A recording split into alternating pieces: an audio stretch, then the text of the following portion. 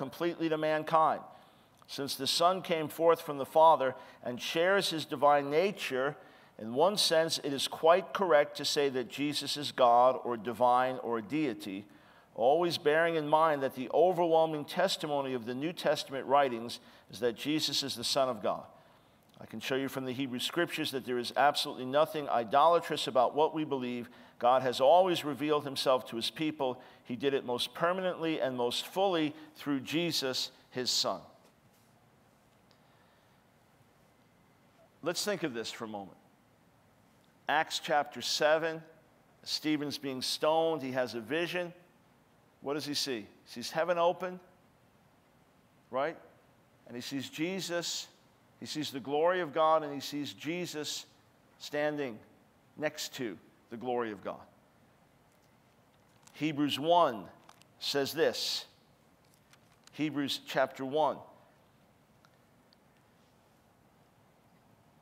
Verse 3, the Son is the radiance of God's glory and the exact representation of his being, sustaining all things by his powerful word. After he had provided purifications for sins, he sat down at the right hand of the majesty in heaven. That's the revelation. He's sitting at the right hand of the Father. Yahweh said to my Lord, sit at my right hand. Psalm 110:1. Stephen sees him now standing to receive him. This is the consistent witness of the New Covenant Scriptures. Go to 1 Corinthians chapter 15. 1 Corinthians 15. What does it say there? Verse 24. Then the end will come when he, Yeshua, hands over the kingdom to God the Father, after he has destroyed all dominion, authority, and power, for he must reign until he has put all his enemies under his feet. The last enemy to be destroyed is death, for he has put everything under his feet.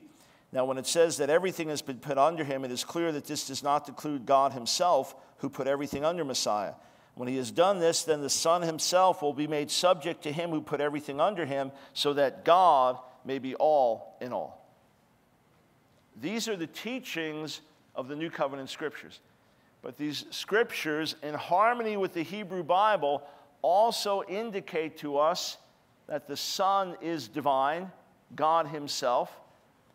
And we also have clear reference in the Scriptures, in the New Covenant writings, to his eternal nature. Just as the Father is the Alpha and the Omega, the beginning and the end, go through the book of Revelation, so also the Son is the Alpha and the Omega, the beginning and the end. John 1:1 is quite intentionally putting the word back to the beginning, before all time. Just as Genesis 1:1 starts placing God in the beginning, at the beginning of all things, before all time, so John 1:1 does that very same thing. That's when the Word was. Never speaks of the Word being created, the Son being created. Never. When it speaks of him as being the firstborn of all creation, it does not mean the first one created, but the one who has preeminence over all creation. The Son is never described as a created being. There's never a point in time where it speaks of the Son coming into existence. He comes into this world. He is declared the Son with power, with his resurrection from the dead.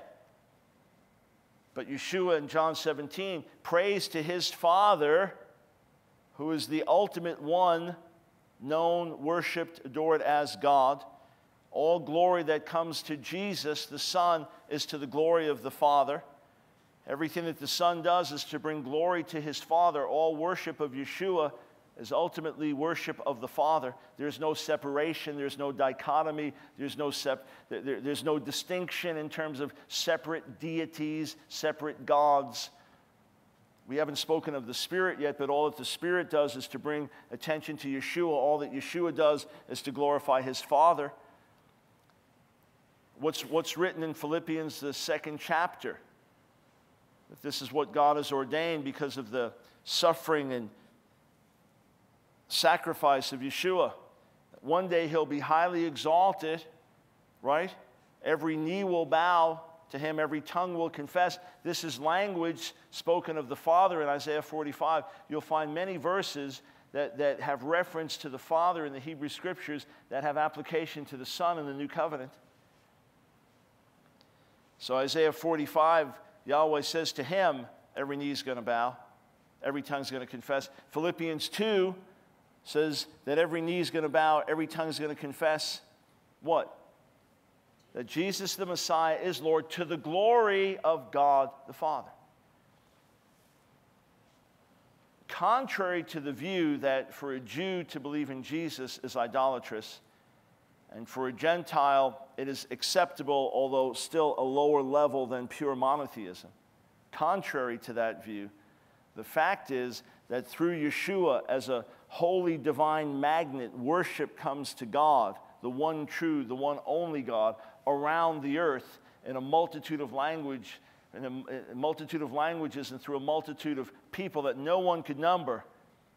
Constant stream of praise and adoration and thanksgiving coming up to the one true God. A constant stream of worship, adoration as Yeshua is high and exalted. Why? Because they are one. Distinct within the Godhead and yet one. That's how Yeshua can talk to his Father in John 17 about the relationship they had before the worlds began. The eternal Son.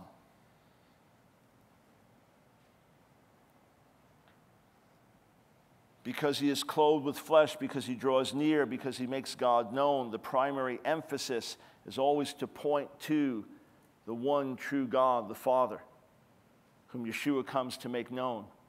But the revelation is a full and complete one. So Colossians 2:9 tells us that all the fullness of God dwells in him bodily. That there is a full and complete revelation and manifestation of the person of God through Yeshua. Yet God is not emptied of his Godhead. He sits enthroned in heaven, filling the universe.